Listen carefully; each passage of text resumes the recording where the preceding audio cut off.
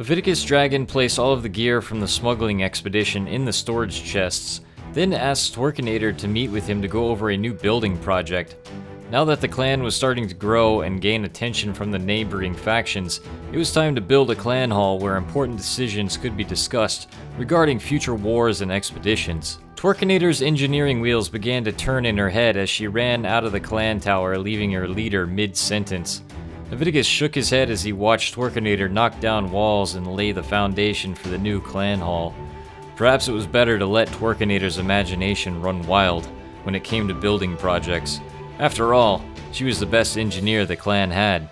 Twerkinator began the project by extending the walls of Moonshine to make room for the clan hall. The clan hall was built from a station house blueprint, and it contained enough space to fit the entire clan. The clan would be able to have meetings, discuss upcoming wars, and anything else of importance. Twerkinator found it strange that Aviticus did not ask for a throne to sit on. After all, he was their leader. Instead, he asked for a round table with 5 seats. Twerkinator shrugged her shoulders and built what was asked of her. A few days later, Aviticus asked the entire clan to meet him in the clan hall. The clan gathered around, waiting in silence to see what their leader had to say. "We've been through a lot together, haven't we?" Aviticus said. "Some of you have joined us recently, and some of you have been with me from the beginning. It doesn't matter what your background is or where you came from. We've had each other's backs from the beginning. We've fought outlaws and bandits, and we have survived through the thick and thin. With every passing day, we become stronger, and I fear that as we become stronger, the more of a threat we become to those who wish to do us harm. This war with the Holy Nation has only just begun. They will come for us with all of their might. We need to be ready, and I can't do it alone. 4 of you will join me on the Dragon Clan Inner Council. Together we will make the Dragon Clan the most powerful clan in the world. I leave the decision in your hands." After the cheers died down, the clan members began discussing amongst themselves who should join their leader on the council. After deliberating amongst themselves for what seemed like eternity, the clan began to cheer as their chosen clan members stood before them next to their leader.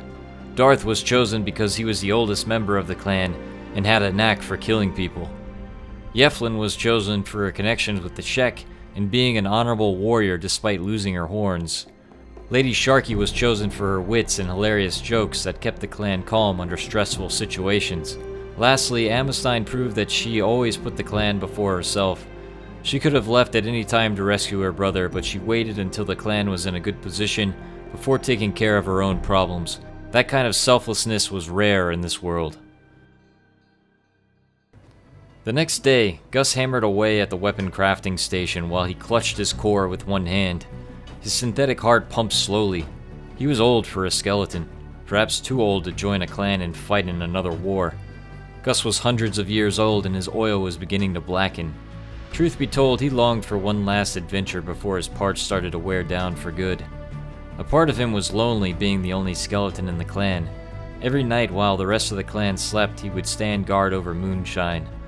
Sometimes he would watch the clan members sleep, envious of their ambitions and the life they longed to live. Sometimes he wished he had a friend he could talk to about the old days, the days of the First and Second Empire, or even the War of the Behemoths. As Gus looked over the ramparts, his AI core began to burn and his synthetic muscles began to ache. Somehow Gus knew they were telling him that he needed to go. Did he have one last adventure in him? Aviticus caught up with Gus outside of Moonshine as he was walking away. Gus turned and explained that he needed to leave and find his purpose in the world. He needed to go out on his own and visit places he has never been and search for the meaning of his life. Aviticus could tell his skeleton friend was troubled, but every member was free to come and go as they pleased, so long as they remained loyal to the clan. Aviticus reached out and shook Gus's hand. Without another word, Gus turned and began to walk away, with his silhouette getting smaller with every step he took away from Moonshine. Aviticus didn't know whether or not he would see his friend again, but nevertheless he hoped that he found what he was searching for.